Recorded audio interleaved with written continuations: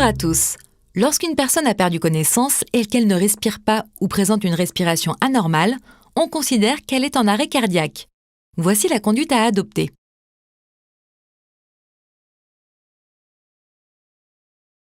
En présence d'un arrêt cardiaque, chaque seconde est précieuse.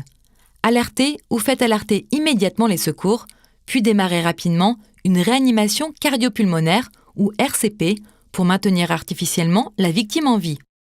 Le principe de la RCP est de répéter continuellement, jusqu'à l'arrivée des secours, des cycles de 30 compressions thoraciques suivis de 2 insufflations.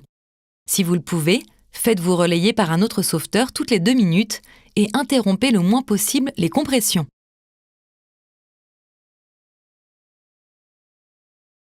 Pour réaliser les compressions thoraciques, installez la victime sur le dos sur une surface rigide.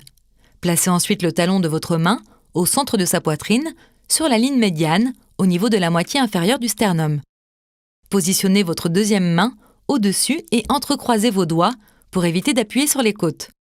Vous allez ensuite devoir appuyer fortement sur le sternum en l'enfonçant d'environ 5 cm. Pensez à conserver vos bras parfaitement verticaux et à verrouiller vos coudes. Le rythme idéal est de 100 à 120 compressions par minute. Entre chaque compression, laissez le thorax reprendre sa forme initiale sans décoller vos mains. Lorsque vous avez réalisé 30 compressions thoraciques, vous devez alterner avec 2 insufflations.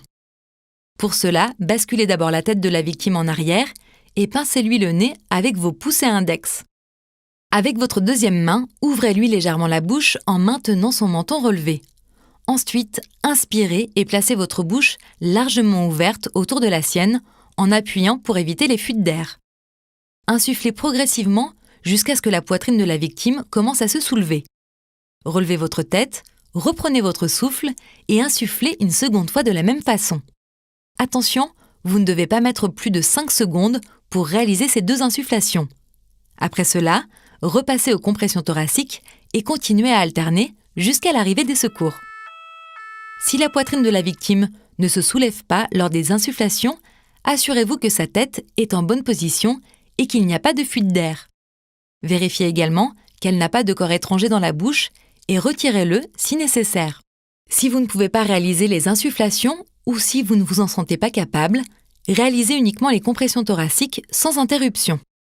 Merci de votre attention et à bientôt!